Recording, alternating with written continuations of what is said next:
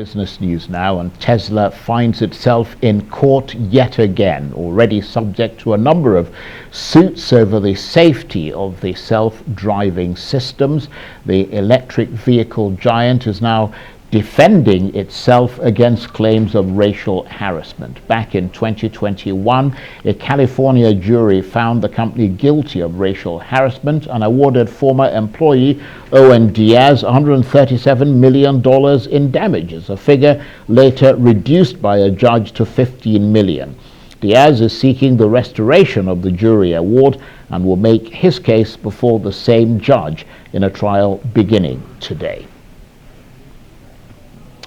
Well, for more on this and the rest of the day's business news, let's cross over to Arise correspondent Laurie Laird, who is in London. Good to see you, Laurie. Tesla found guilty of racial harassment, yet a judge greatly reduced the jury's award. What's happening with that case? Charles, this is a remarkable story. Yes, Mr. Diaz sued Tesla and said that the company just did not not do enough to create a workplace which was free from harassment. He was awarded $137 million from a jury, but a judge reviewed that decision and brought it down to $15 million.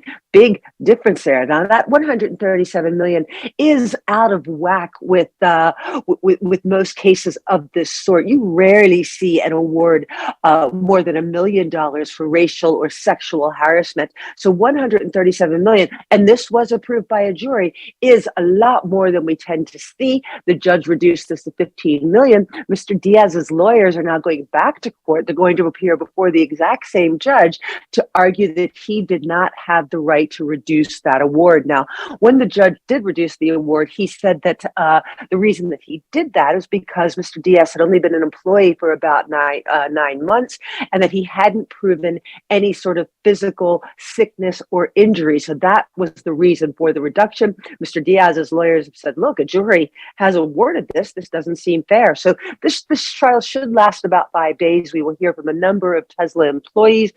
It doesn't appear that we'll be hearing from Elon Musk himself, but we'll be hearing from people in the human resources area. Well, I'm sure you'll bring us up to date with when that decision is reached. But this isn't the only workplace discrimination suit pending against Tesla, is it? No, that's right, Charles. There are a couple of gender harassment suits, but also a couple of big racial harassment suits that are still making their way through the court system. One is a class action suit brought by a number of African American employees. The other is brought by the equalities regulator in the state of California, where until recently Tesla was actually based. Both of those suits are making their way through the system, although I think we're probably years away from that being heard before a jury or a judge. Now, Laurie, let's turn to one of the big running stories last week coming out of the banking world. Has calm now descended on the industry or not? For today, we're very calm, Charles. And we spoke last week about Deutsche Bank. Shares got absolutely hammered, down about 8%. There were all sorts of fears that Deutsche Bank could be the next Credit Suisse. And many analysts have come out and said, wait a second, this is overdone. Deutsche Bank hasn't always been in good shape, but over the past 4 years has really got its balance sheet together. Analysts have been saying this really is overdone. Deutsche Bank is solid. Other news from the banking world, though, is that the assets of failed SVB, Silicon Valley Bank, we just saw some pictures of SVB, have been bought by a North Carolina bank. And the shares in the North Carolina bank that acquired some of these assets, not the entire loan book of SVB, shares in this First Bancorp in North Carolina are up 40% today, which suggests there were some viable bits of Silicon Valley Bank that were left over to buy. Could there, though, Laurie, be other weaknesses in the banking system, or are people just being paranoid about that? No, I mean, look, when you see one bank go, and banking is confidence, you have to be confident that when you deposit your money, it is still going to be there.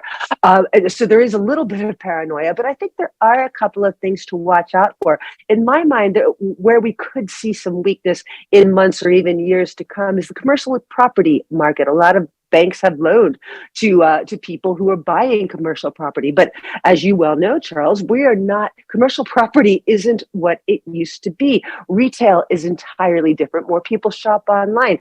Offices are different. Not all of us are going into an office 5 days a week the way that we used to. There's a lot of empty office space all over the world, in big cities, in London, in New York, that has to be financed, even if people aren't going there.